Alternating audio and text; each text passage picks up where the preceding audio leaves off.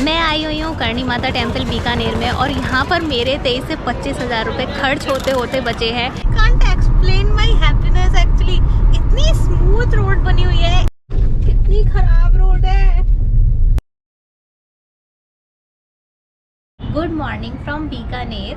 मैं अभी बीकानेर में हूँ और हम तैयार वगैरह सब हो गए हैं सुबह उठकर। अभी जस्ट हम अपना ब्रेकफास्ट करेंगे। हमने अपना जो कॉम्प्लीमेंट्री ब्रेकफास्ट था वो ऑर्डर कर दिया है, रूम में ही हमने ऑर्डर किया था। इतना अपना पैकिंग वगैरह कर लेंगे और फिर ब्रेकफास्ट करके निकलेंगे सबसे पहले जूनागढ़ फोर्ट देखने के लिए। मैं अभी आपको दिखाती हूँ यहाँ जहाँ हम रुके हुए हैं। यहाँ की टेरेस से बहुत अच्छा पूरे बीकानेर का व्यू आता है। So let me just show you the view. ये बहुत ही प्यारा सा व्यू यहाँ से आ रहा है, पूरा बीकानेर दिखाई पड़ रहा है। आई थिंक फोर्ट किधर है, फोर्ट नहीं देख पा रही बस मैं, वरना बहुत ही अच्छा व्यू आ रहा है यहाँ से। हल्के हल्के बादल लगे हुए हैं, पता नहीं सुबह तो ऐसा लग रहा था कि शायद धूप निकलेगी नहीं, बट धूप निकल ही आई। हल्का सा ठंडा है और ये धूप उस ठंड में बहुत ही ज़्यादा अच्छी लग रही है। कितना प्यारा लग रहा है ना यहाँ से व्यू। बस मुझे फोर्ट दिखाई नहीं पड़ रहा। I am trying to see fort कहाँ पर होगा। मैं आपको दूसरी साइड भी दिखाती हूँ, उसके मतलब दोनों तरफ से व्यू आता है। सो दूसरी साइड दिखाती हूँ।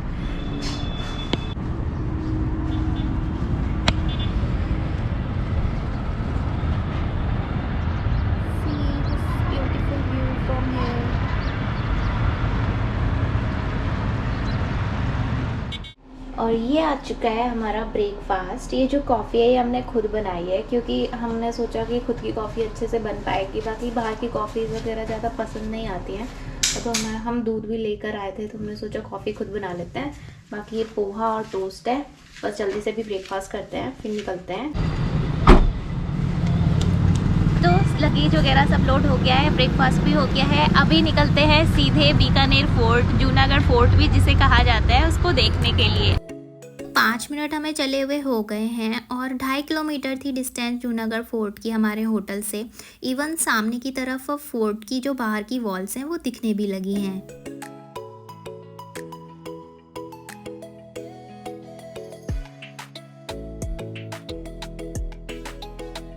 तो हमने टिकट वगैरह ले लिए हैं अंदर फोर्ट में जाने के लिए। ये रहे हमारे टिकट। कैमरे का टिकट अलग लेना होता है, जो 300 रुपये का है। 300 रुपये कैमरे के। अगर आप सिर्फ फोटोग्राफी कर रहे हैं दैन कोई टिकट नहीं है, बट अगर आप वीडियो भी बनाने वाले हैं तो कैमरे का टिकट लेना होता है, जो हमने लिया। साथ ही साथ फोर्ट का टिकट 150 रुपीज़ का है, जिसमें 100 रुपीज़ पर पर्सन फोर्ट घूमने के और 50 रुपीज़ म्यूज़ियम के हैं। यहाँ पर बैचेस बनाए जाते हैं, या तो आप अपना प्राइवेट जो गाइड है वो हायर कर सकते हैं, या फिर आपको 10 लोगों के बैच में जाना होता है पूरा फोर्ट विजिट करने के लिए। आप ऐसे इंडिविजुअल विदाउट गाइड के नहीं जा सकते। हम वेट कर रहे हैं कि हमारे मतलब 10 लोगों का ग्रुप हो जाएगा, तब हम अंदर जाएंगे घूमने के लिए और तब हम देखेंगे कि जूनागढ़ फोर्ट कैसा दिखता है। बाहर से काफ़ी अच्छा है। इवन ये पूरा जो है प्लेन में है, तो हमारी कार भी पूरी अंदर तक अच्छे से पार्क हो गई। 50 रुपीज़ उन्होंने कार पार्किंग के लिए, कार पूरा अंदर तक आई है, अच्छे से पार्क हो गई। ये ज़्यादा कैसे मतलब बिल्कुल प्लेन में बना हुआ है, ऐसे पहाड़ी वगैरह पर नहीं है नॉर्मली जैसे फोर्ट होते हैं। मेरे पीछे देख पा रहे होंगे, मतलब जो भी आर्किटेक्चर है बहुत ही ज़्यादा अच्छा है। बाकी अंदर देखते हैं अभी कैसा है अंदर से।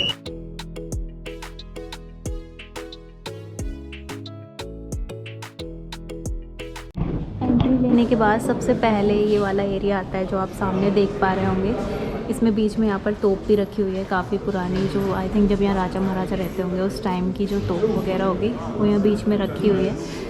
काफ़ी प्यारा है ये। एक्चुअली मैंने अभी पता किया, ये इसमें सीमेंट का यूज़ नहीं हुआ है बनने में। ये जो पूरी ये वॉल्स वगैरह बनी है सब चूने की बनी हुई है, इसमें सीमेंट यूज़ नहीं हुआ है, इसलिए इसकी लाइफ भी काफ़ी ज़्यादा होती है कंपेयर टू सीमेंट वाली बिल्डिंग्स के। अभी इधर चलते हैं, इधर हमारे गाइड गए हुए हैं, तो वे टू पैलेसेस लिखा हुआ है इधर। अभी जिस हॉल में हम हैं ये काफ़ी बड़ा हॉल है। ये भी एक कॉन्फ्रेंस रूम हुआ करता था, पब्लिक कॉन्फ्रेंस रूम। अभी यहाँ पर एक ये फाइटर जेट रखा हुआ है जो महाराजा गंगा सिंह को ब्रिटिश आर्मी ने फर्स्ट वर्ल्ड वॉर के बाद गिफ्ट किया था, और ये फ्रांस का बना हुआ है। बाकी अब ये हॉल मुझे तो एक म्यूजियम जैसा ही लगा। यहाँ पर एक वुडन की लिफ्ट रखी हुई है जो राजस्थान की पहली लिफ्ट कहलाती है, और बहुत सारी पालकियाँ रखी हुई हैं जो रानी और राजा यूज़ किया करते थे। सभी चीज़ें ग्रिल से पैक्ड हैं, आप इनको दूर दूर से देख सकते हैं। इस पर काफ़ी अच्छी नक्काशी भी बनी हुई है। पूरी वुडन की बनी हुई है। ये जो मतलब यहाँ की रानियाँ होती थी उनको ले जाने के लिए पालकी बनाई जाती थी, जो मैंने पीछे दिखाई वो भी और ये वाली भी। बट ये मुझे बहुत ज़्यादा अलग लग रही है उनसे, काफ़ी अच्छी है क्योंकि वुडन की बनी हुई है। इवन इसमें एक गेट भी लगे हुए हैं। एक ये रही, यहाँ पर उनकी फैमिलीज़ के फ़ोटोज़ वगैरह और जो उस टाइम चीज़ें यूज़ हुआ करती थी वो सबको लगाया गया है देखने के लिए। यहाँ पर एक बहुत इंटरेस्टिंग चीज़ है जो कि है चम्मच। जो राजा थे वो अपनी मूँछों को ऊपर रखा करते थे, तो उनको उनकी मूँछों को ऊपर रखने के लिए वो एक चम्मच का यूज़ किया करते थे, जो कैमरे में शायद कैप्चर नहीं हो पाएगी, but I will try to show you क्योंकि उस पर बहुत ज़्यादा फ्लैश लाइट पड़ रही है। अदरवाइज़ मैं कोई फ़ोटो लगा के ज़रूर मैंशन करके दिखाती हूँ। अभी आगे दिखाती हूँ आपको मैं वो चम्मच। वहाँ पर राजा गंगा सिंह की फ़ोटो भी है। यहाँ पर जो वो उनका चेयर वगैरह थी एंड ये सब चीज़ें जिसमें वो खाते पीते थे, वाटर बॉटल, एंड यहाँ पर वो चम्मच रखी हुई है। काफ़ी ज़्यादा फ्लैश होने की वजह से हो शायद दिख नहीं रही है। और कप प्लेट्स वगैरह ये सब रखे हुए हैं। और ये एरिया है राजा गंगा सिंह का कोर्ट यार्ड। यहाँ पर सामने की तरफ ये जो चेयर रखी हुई है, you can say this chair, I don't know इसका एग्जैक्ट नेम क्या होता है। ये 850 साल पुरानी है। इवन यहाँ पर उनके मंत्रियों के साथ वो मीटिंग लिया करते थे और कोई भी फैसला लेना होता था वो यहाँ पर डिसाइड किया करते थे और यहीं पर वो फैसला लेते थे। यहाँ पर ये जो पूरा हॉल है इसकी हाइट 40 फीट है और यहाँ पर जो तलवारें यूज हुई थी लड़ाई वगैरह के टाइम वो सब जो यहाँ पर वेपन्स हैं रखे गए हैं। यहाँ पर आपको मिलेंगे राजाओं के टाइम के बहुत सारे अस्त्र शस्त्र देखने के लिए म्यूज़ियम में। जैसे कि मैंने पीछे आपको दिखाया था जो चीज़ें वो यूज़ करते थे वो सब रखे हुए थे म्यूज़ियम में। अब यहाँ पर इस एरिया में म्यूज़ियम के ये सब रखी हुई हैं जो गन्स वगैरह वो यूज़ करते थे। एंड काफ़ी प्यारे से ये म्यूज़ियम बना हुआ है। आप आएंगे तो आपको इस फोर्ट की हिस्ट्री के बारे में काफ़ी कुछ जानने के लिए मिलेगा।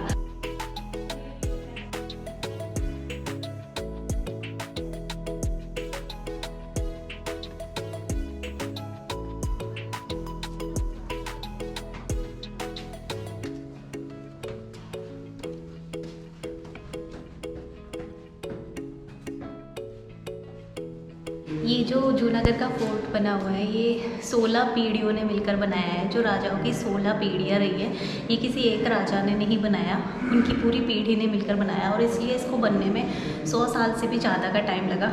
मैं अभी थोड़ा हाँफ रही हूँ क्योंकि जस्ट सीढ़ियाँ चढ़ के आई हूँ। बिल्कुल खड़ी सीढ़ियाँ हैं और पतला सा रास्ता है।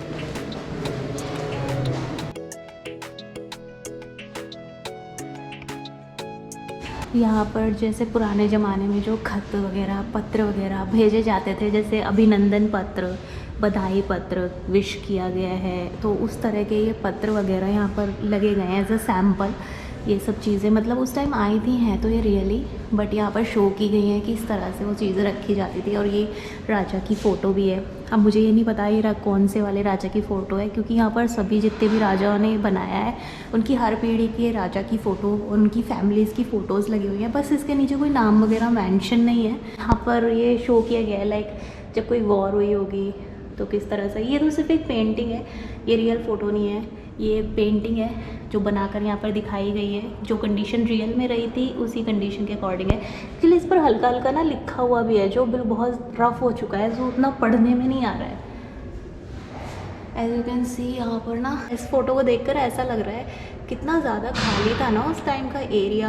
अब इतनी ज़्यादा बसीकत है बीकानेर में, तब इतनी ज़्यादा नहीं थी, बहुत ही कम लोग थे और अब बहुत ज़्यादा भीड़ हो गई है। फोर्ट के इस एरिया को देखकर आपको फोर्ट के बारे में जो उस टाइम जैसे राजा महाराजा रहा करते थे, किस तरह से वो लिखाई पढ़ाई का काम करते थे, मतलब पत्र लिखना, ये सब आप यहाँ पर देख सकते हैं। पूरा सैम्पलिंग है। ये है महल के झरोखे जो आपको हर जगह देखने के लिए मिलेंगे। यहाँ से आप दिख रहा होगा या नहीं दिख पा रहा है, वहाँ पर कार पार्क करनी होती है, वो एरिया भी दिख रहा है। इन झरोखों से रानियाँ देखा करती थी।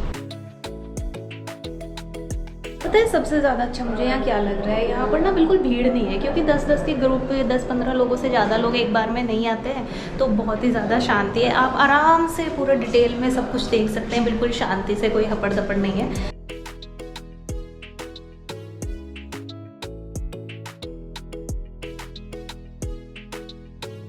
ये है फाइनली उनके कक्ष जहाँ वो रहा करते थे, राजा लोगों के रूम्स हैं यहाँ पर। और यहाँ लिखा हुआ है लाल निवास, इस तरह से। यहाँ पर बहुत सारे रूम्स हैं किले में जो जहाँ पर वो रहा करते थे। से कितनी प्यारी नक्काशी की गई है ना। ये खूबसूरत सा art gallery you can say, इतना प्यारा सा ये हॉल है, ये राजा डूंगर सिंह ने बनवाया था। जो रानी होती थी उनके साथ उनकी चाइल्डहुड फ्रेंड भी शादी के बाद आया करती थी, तो उनके बैठ के बात करने के लिए और बैठने के लिए, घूमने के लिए ये जगह बनवाई गई थी, जिस पर बहुत ही खूबसूरत नक्काशी की गई है। और इसमें जो ये सामने आपको सिंहासन रखा हुआ दिख रहा है, ये 350 किलो चांदी का बना हुआ है और राजा का राज तिलक यहीं पर किया जाता था। ये जो एरिया है ना फोर्ट का, ये सबसे ठंडा एरिया है और यहीं पर राजा रानी रहा करते थे गर्मियों के मौसम में। यहाँ पर उनके बेडरूम्स हैं और यहाँ पर उनके ये अलग अलग बेड्स भी हैं। अभी हम जा रहे हैं राजा के रूम में। ये है राजा का रूम और ये राजा का बेड है, आगे तक है बट आगे थोड़ा सा एरिया बंद है आई थिंक। और ये है रानी का बेडरूम और रानी का बेड। ये नीचे बेड है। मैंने पूछा गाइड भैया से तो उन्होंने बोला कि ये सिक्योरिटी पर्पज से नीचे बेड बनाए जाते थे। इवन ये पूरा सैंडस्टोन का बना हुआ है, सो ये इतना ज़्यादा गर्म नहीं होता। और इसी के अंदर एक ये झूला भी रखा हुआ है जो श्री कृष्ण का झूला है और ये चंदन की लकड़ी से बना है। मेरे पीछे जो आप एक महल सा देख पा रहे हैं वो दीवाने खास है। वहाँ पर राजा अपने खास लोगों के साथ मीटिंग किया करते थे और उसका जो गेट है वो कश्मीर की आई लकड़ियों से बनाया गया है। इवन कश्मीर के ही आर्टिस्ट ने उन पर बहुत ही प्यारा वर्क करके उनको बनाया है और मैं आपको दिखाती हूँ डिटेल में।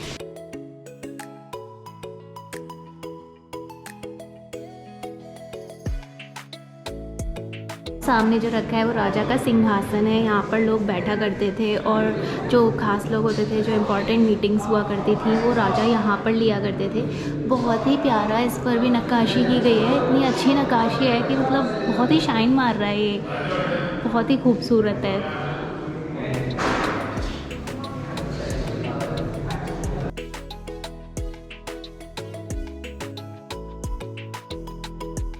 मेरे पीछे ये जो तलवार आप देख पा रहे हैं, ये राजा पदम सिंह की तलवार है। जब औरंगाबाद का युद्ध हुआ था तो राजा पदम सिंह ने इससे एक जो मुग़ल सम्राट था उसकी गर्दन काटी थी। इवन इससे फिर पूरा पिलर तक कट गया था। ये इतनी ज़्यादा स्ट्रॉन्ग तलवार है। मैं अभी क्लोज से भी दिखाती हूँ। यू कैन सी काफ़ी ज़्यादा बड़ी और बहुत ज़्यादा स्ट्रॉन्ग ये तलवार है। यहाँ पर होली खेला करते थे राजा, रानियाँ सामने से देखा करती थी झरोकों से और यहाँ बीच में राजा बैठा करते थे। किले का जो ये वाला सामने वाला एरिया है, यहाँ से किला बनना स्टार्ट हुआ था इस जगह से और इस तरह से बनते हुए वहाँ तक वो कंप्लीट हुआ था। बहुत ही बड़ा किला है ये अंदर से भी। यहाँ से सीढ़ियों पर से उतर के एग्ज़िट लेकर नीचे आई थी और वो जो बाहर वाला म्यूज़ियम है वो यहाँ पर है। ये जो म्यूज़ियम है अभी हम इसको देखने जाने वाले हैं। इसकी अलग से चार्जेस होते हैं 50 रुपीज़ के। और अभी इस वाले म्यूज़ियम को देखने चलते हैं अंदर से कि ये कैसा है और इसमें क्या क्या चीज़ें रखी हुई हैं।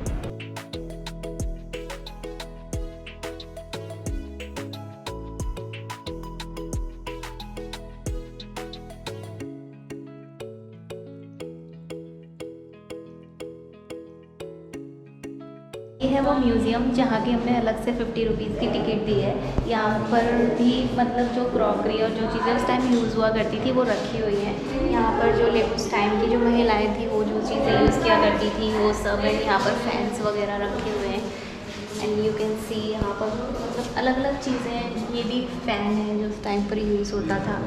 यहाँ पर क्रॉकरीज रखी हुई है, कप्स वगैरह, प्लेट्स वगैरह, बहुत ही खूबसूरत हैं। यहाँ पर पुरानी तिजोरी एंड पुरानी बहुत सारी चीज़ें रखी हुई हैं।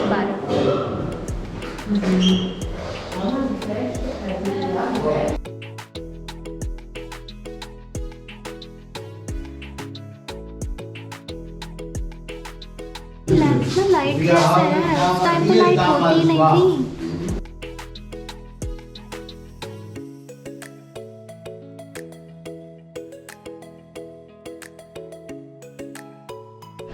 म्यूज़ियम के इस पार्ट में जो चीज़ें वो आने जाने के लिए यूज़ किया करते थे राजा लोग, वो सब चीज़ें रखी हुई हैं। लाइक उनकी पाल की जो लेडीज़ यूज़ करती थी, जैसे कि पीछे भी मैंने आपको दिखाया था। और घोड़े वगैरह, घोड़े का एक सैंपल है, एक्चुअली घोड़ा तो नहीं है। एंड मेरे पीछे आप देख सकते हैं ये राजा की पाल की, आप देख सकते हैं। ये सब फ़ोटोज़ लगे हुए हैं उनके राजाओं के, उनके जो फैमिली थी, उनके जो वंशज थे, सबके फ़ोटोज़ वगैरह यहाँ पर लगे हुए हैं।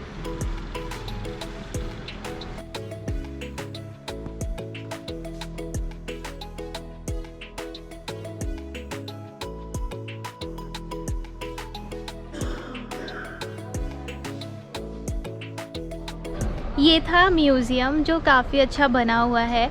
मैंने किला भी देख लिया और म्यूज़ियम भी देख लिया। यहाँ पर काफ़ी सारी चीज़ें थोड़ी रेस्ट्रिक्टेड हैं किले के अंदर, सो सभी जगह तो नहीं घूम पाते हैं, बट मोस्टली जगह घूम ली जाती हैं। बट आप सभी जगह गाइड के बिना नहीं घूम सकते। जैसे कि मैंने पहले भी बताया था कि आप इंडिविजुअली यहाँ पर कुछ भी नहीं घूम सकते, आपको गाइड के साथ ही जाना होता है, चाहे आप ग्रुप में जाएँ, चाहे आप अपना प्राइवेट गाइड लेकर जाएँ। यहाँ पर एक कैफ़े भी है छोटा सा, अगर आपको कुछ खाना पीना है तो आप खा सकते हैं। और बहुत ही प्यारी जगह है, मस्ट विज़िट हेयर। और बीकानेर की और भी बहुत सारी जगह है घूमने के लिए। यहाँ पर ये पता नहीं कुछ बना हुआ है, यहाँ पानी वगैरह रखा हुआ है और बीच में गोल चक्कर सा है, पता नहीं क्या चीज़ है, बट ये बंद है, यहाँ पर जा नहीं सकता है कोई भी। ये पूरा एरिया क्लोज्ड है एंड जो गेट्स वगैरह हैं इनमें वो भी लॉक लगा हुआ है। कभी ये सारा एरिया किले का ही था, जहाँ पर अभी अलग से म्यूज़ियम बनाया गया है वो सब, और ये सब एरिया किले का था। किले का जो ये वाला पार्ट दिखाई पड़ रहा है, हम इस पार्ट में भी नहीं जा पाए, इसमें भी जाना अलाउड नहीं था। ये जो सिर्फ फ्रंट का एरिया है इधर, सिर्फ इसी में घुमाया जाता है। ये जो कॉर्नर्स वाले एरिया है इनमें नहीं घुमाया जाता है, इन सब में लॉक लगे हुए हैं। और अभी चलते हैं रामपुरिया हवेली देखने, जो कि है बीकानेर की एक और फेमस हवेली। तो चलते हैं रामपुरिया हवेली की तरफ।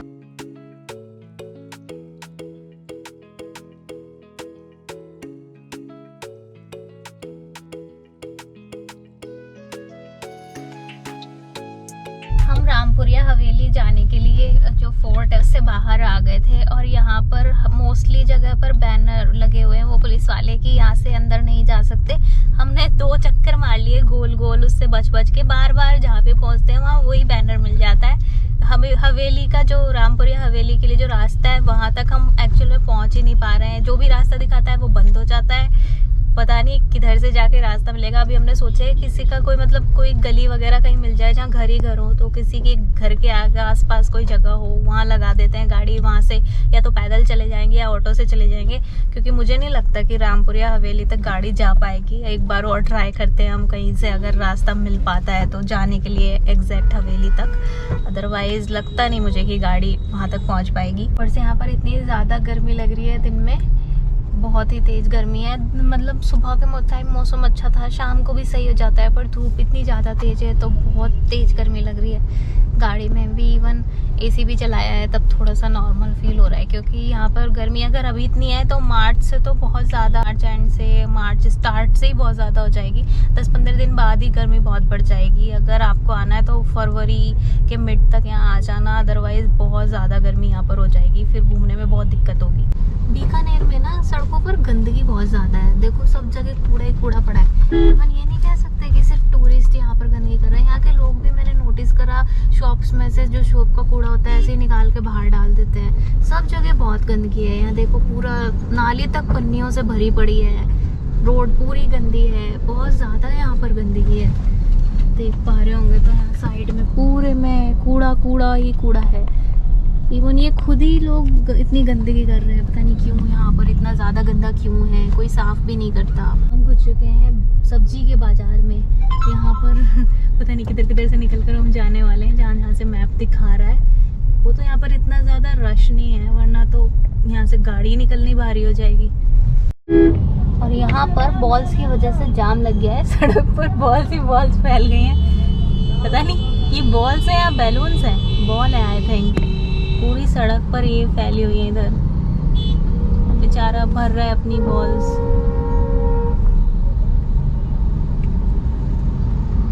भरवा तो रहे लोग वैसे।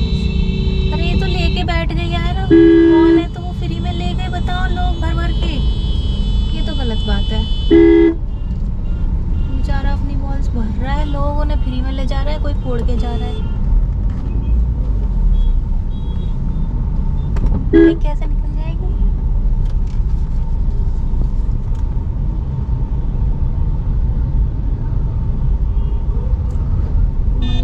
मरी गई भर ली शायद इसने, मोस्टली भर लिया बेचारे ने। पिछले आधा घंटे से हम ढूंढ रहे हैं कहीं कार पार्क कर पाए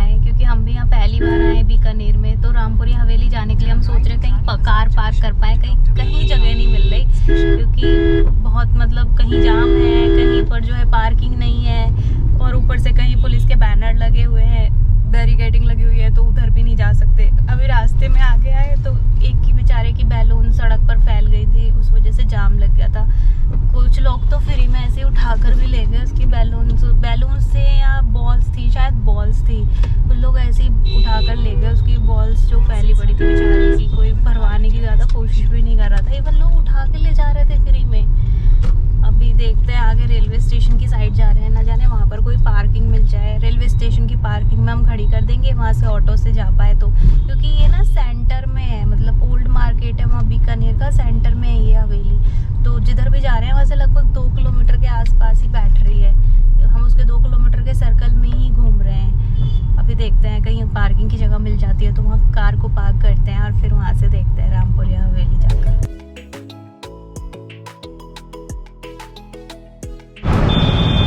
ये है रेलवे स्टेशन, और यहाँ पर हमने अपनी कार को पार्क करा है।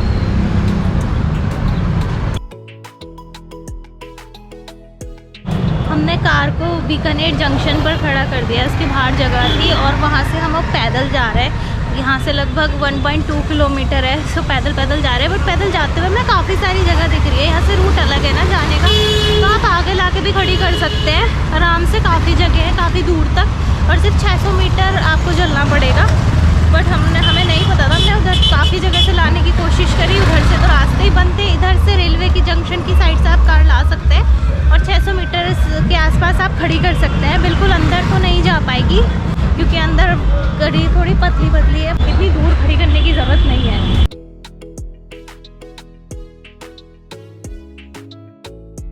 और फाइनली मैं आ चुकी हूँ रामपुरिया हवेली के सामने।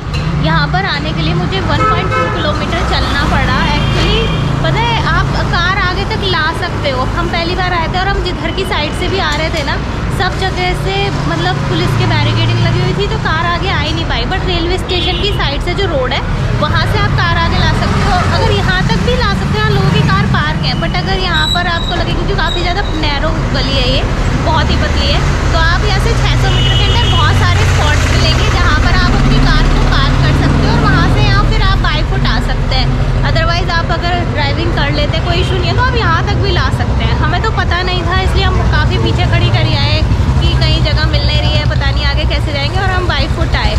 मैं अभी आपको दिखाती हूँ आगे। ये बहुत ही सुंदर है, बहुत ही प्यारा इसका आर्किटेक्चर है। आप मेरे पीछे देख भी पा रहे होंगे, ये जो हवेली है, यही है रामपुरिया हवेली।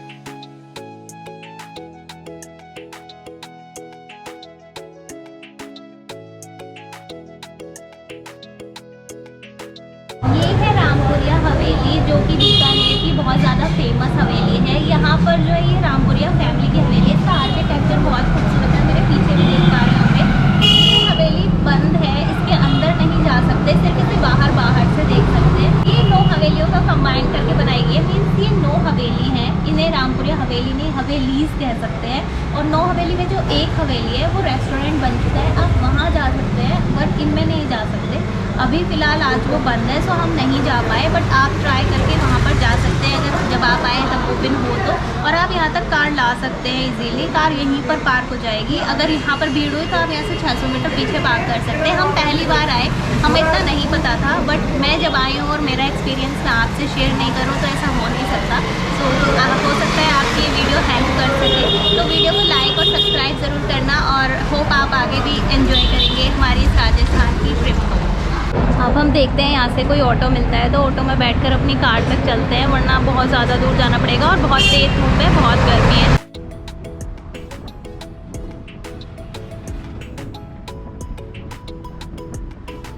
बीकानेर से हम निकल गए हैं। हमने अभी लंच वगैरह तो नहीं किया है, वैसे लंच का टाइम हो गया है, बट हमने लंच नहीं किया है क्योंकि हमें जैसलमेर जाना है आगे, और हम सोच रहे हैं जैसलमेर टाइम से पहुँच जाए। तो हमने सोचा है कि जैसलमेर जाते हुए रास्ते में पड़ता है करणी माता टेम्पल, क्योंकि बीकानेर से करणी माता टेम्पल की डिस्टेंस 30 किलोमीटर है, और अभी यहाँ से 30-35 मिनट ही हमें वहाँ तक लगने वाले हैं। तो हम करणी माता मंदिर होते हुए जैसलमेर के लिए जाएंगे। अभी यहाँ से रोड की कंडीशन वगैरह सब सही लग रही है, सो होप हम जल्दी से करणी माता मंदिर पहुँच जाएँ और फिर अच्छे से दर्शन कर लें, फिर निकलेंगे आगे जैसलमेर के लिए।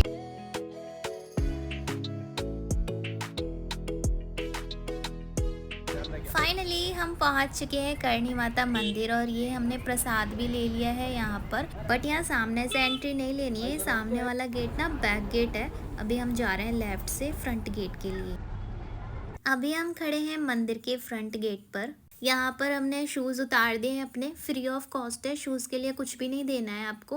वैसे कुछ लोगों ने ना मंदिर के पास बिल्कुल ये सामने भी उतारे हुए हैं, बट हमने तो यहाँ जहाँ शूज़ की जगह बनी हुई है वहीं पर रख दिए हैं अपने शूज़। अब मैं आपको इंटरेस्टेड बात बताऊँ, मैंने सुना है कि मंदिर के अंदर बहुत सारे चूहे हैं और यहाँ पर चूहों की ही पूजा की जाती है। चलो अंदर चल कर देखते हैं।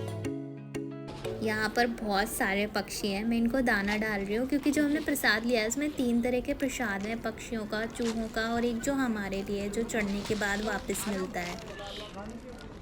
जैसे ही मैंने करणी माता मंदिर में एंट्री ली, मुझे सबसे पहले चूहे ही दिखे, तो मतलब बात सच है कि यहाँ पर चूहे ही पूजे जाते हैं। और यहाँ पर बहुत सारा खाना पड़ा हुआ था उनके लिए, वो इधर उधर भाग रहे थे। पर हमने सुना था कि पीछे भैया जो थे, जो बाहर प्रसाद वगैरह दे रहे थे, उन्होंने बोला कि यहाँ आप चूहों पे ना गलती से भी पैर मत रख देना, वरना आपको चांदी का चूहा चढ़ाना पड़ेगा। तो हम पैर बचा बचा कर चल रहे थे, और वैसे भी कहीं किसी चूहे के चोट ना लग जाए, बहुत ही ज़्यादा चूहे थे यहाँ पर। ये मंदिर दुर्गा माता का मंदिर है। दुर्गा माता यहाँ पर 14th सेंचुरी में रहती थी, और यहाँ पर ये जो चूहे हैं इनको काबा बोला जाता है, और दुर्गा माता के वंशज के रूप में इनकी पूजा की जाती है। पंडित जी ने बताया कि यहाँ पर टोटल 25,000 के आसपास चूहे हैं, और इतने ज़्यादा चूहे हैं तो फिर भी कोई यहाँ पर कभी बीमारी नहीं फैली। मंदिर के आसपास कोई प्लेग, कोई भी बीमारी नहीं फैली। इवन यहाँ पर जो ये चूहे हैं इनको काबा जो बोला जाता है, काबा का मतलब होता है बच्चे, तो इनको दुर्गा माता के बच्चों के रूप में पूजा जाता है।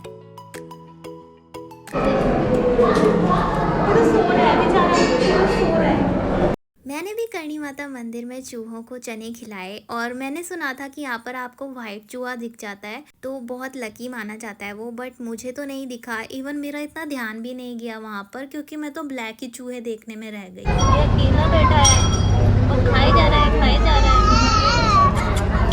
मैंने दर्शन कर लिए हैं करणी माता टेम्पल में माता के, और मेरे दर्शन तो बहुत अच्छे से हो गए। बट अब मैं आपको एक इंटरेस्टेड बात बताती हूँ। यहाँ पर अगर आप कैमरा या मोबाइल लेकर आ गए और आपको अगर मोबाइल से वीडियो बनानी है तो आपको पे करने होता है 30 रुपीज़, और अगर आपने कह दिया कि आपको कैमरा से वीडियो बनानी है तो आपको पे करने होते हैं 70 रुपीज़। और बाई चांस आप ब्लॉगर निकले मेरी तरह और आपने कहा कि आप ब्लॉगिंग करेंगे या फिर आप यूट्यूबर हैं, तो आपको यहाँ पर सीधे 1100 रुपये पे करने होते हैं। और अगर आप चाहते हैं कि यहाँ की डॉक्यूमेंट्री बनाएं, क्योंकि एक बहुत ही इंटरेस्टेड मंदिर है, यहाँ पर चूहे वगैरह हैं, तो आपको यहाँ पर 23 से 25,000 रुपये देने होते हैं।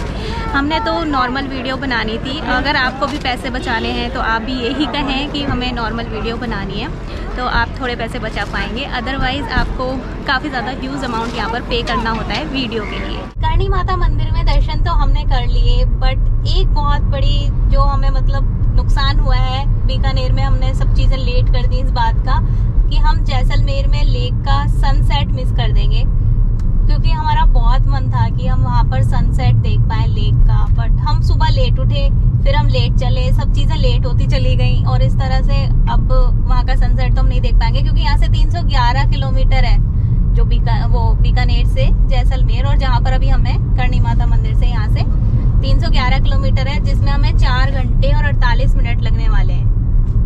तो अभी 8-9 बजे से पहले तो हम पहुँचने ही नहीं वाले, सनसेट तो कब का हो जाएगा। तो अब हम सनसेट नहीं देख पाएंगे, आपको भी नहीं दिखा पाएंगे। कोई नहीं, कल को फिर देखेंगे जैसलमेर का सनसेट, किसी और स्पॉट से देख लेंगे या लेक से ही देख लेंगे। कल को देखते हैं फिर सनसेट, आज चलते हैं फिर फिलहाल जैसलमेर के लिए, और देखते हैं कितने बजे तक हम वहाँ पहुँच पाते हैं। और ये देखिए, यहाँ पर रोड पर चलते ही सबसे पहले सामने टोल मिल गया हमें फिर से। अब शायद इस रोड पर तो काफी टोल मिलने वाले हैं जैसलमेर तक, बट शुरू में बीकानेर तक इतने ज्यादा टोल्स नहीं है, यहाँ तो रोड पर चढ़ते ही टोल मिल गए।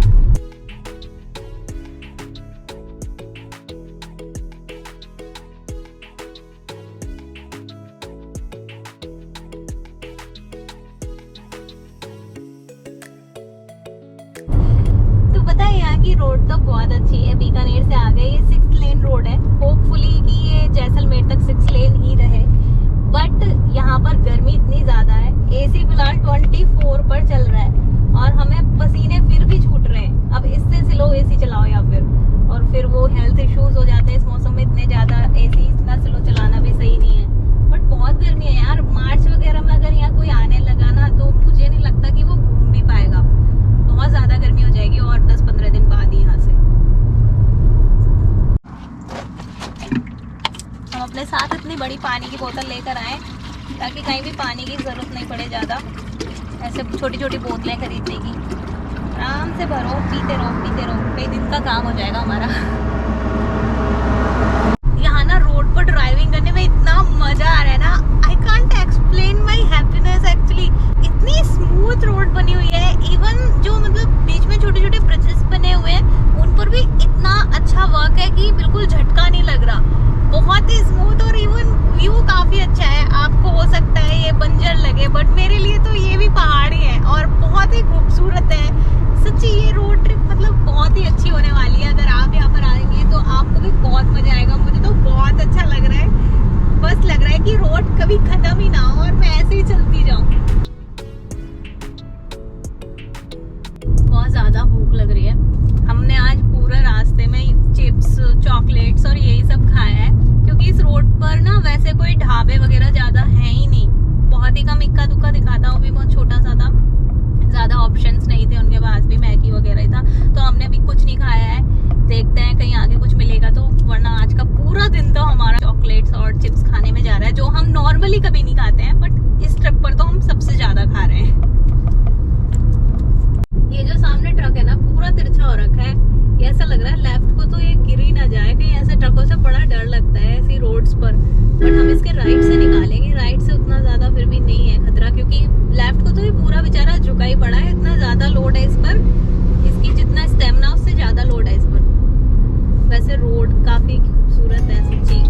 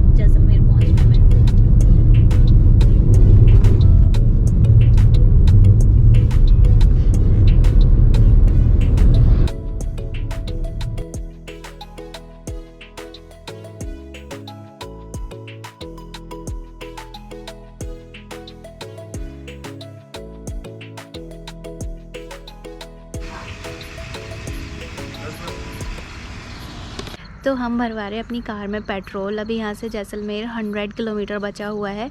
अभी लगभग 1.5 घंटे का टाइम और लगेगा। ये पूरी रोड सिंगल लेन है, मतलब वही डबल लेन रोड है, इसमें कोई 4 लेन या 6 लेन रोड नहीं है। जहाँ से वो ख़राब हुई थी उसके बाद से ये ऐसे ही मिल रही है बस। हाँ, रोड की कंडीशन अब सही चल रही है, जैसे बीकानेर तक मिली थी उसी तरह की। अभी यहाँ से 1.5 घंटे बाद हम पहुँचेंगे जैसलमेर। तो चलिए चलते हैं आगे। काफ़ी लेट हो चुका है, 8:15 हो गए हैं अभी लगभग। तो 9:30 बजे के आसपास तक हम जैसलमेर पहुंच जाएंगे।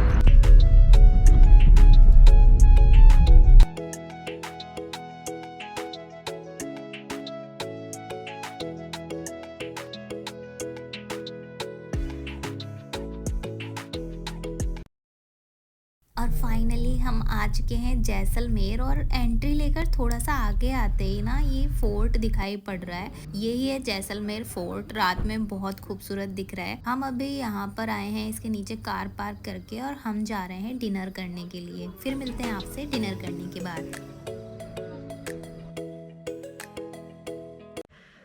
सो फाइनली मैं पहुंच चुकी हूँ जैसलमेर। अभी जस्ट हमने पहले डिनर किया, क्योंकि हमने फिर होटल वगैरह बुक कर लिया था, हमें काफ़ी ज़्यादा लेट हो रही थी, इसलिए डिनर करने के बाद हमने अभी जस्ट होटल में चेक इन किया है। I am so happy.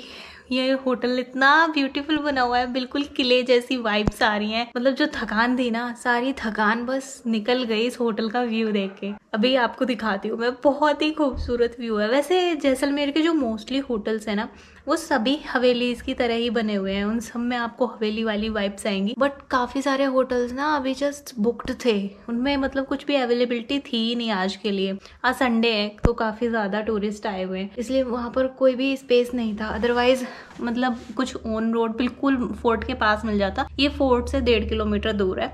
But सच में बहुत ही ब्यूटीफुल होटल है। I am showing you, you will love it.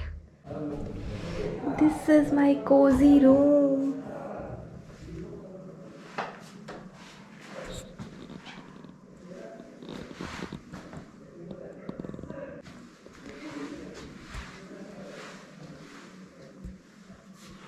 और यहाँ पर क्यूट सा कोजी कॉर्नर भी बना हुआ है। I love cosy corners. वहाँ से व्यू भी आता है दिन में।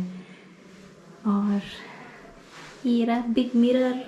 यहाँ भी ये छोटी सी विंडो टाइप, बिल्कुल जैसे हवेलीज में होती हैं, झरोके जैसी।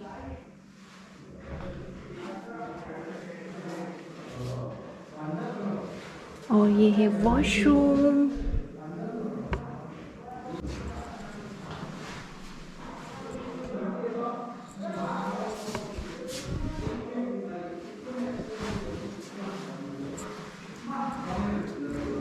This is my room for today. और अभी मैं जा रही हूँ रेस्ट करने के लिए। सुबह हमने सोचा है कि घड़ी से, ये विंडो पर कौन है यहाँ? लेट्स सी, ये विंडो पर कौन है? आई थिंक कबूतर है। यार ये मुझसे खुलती नहीं है। I just forgot. अरे यार, ये कबूतर रात में क्यों लड़ रहे हैं? हेलो भाई, हेलो। ये है मेरा आज के लिए रूम, और अभी मैं जा रही हूँ रेस्ट करने के लिए। सुबह जैसलमेर के जो बहुत ज़्यादा मोस्ट फेमस प्लेसेस हैं, हम उनको एक्सप्लोर करेंगे कल। और उसके बाद कल शाम को जाएंगे एक बहुत ही स्पेशल जगह, जो कि है सैंड ड्यून्स। सो अभी करते हैं रेस्ट और मिलते हैं फिर सुबह को। Bye bye, good night.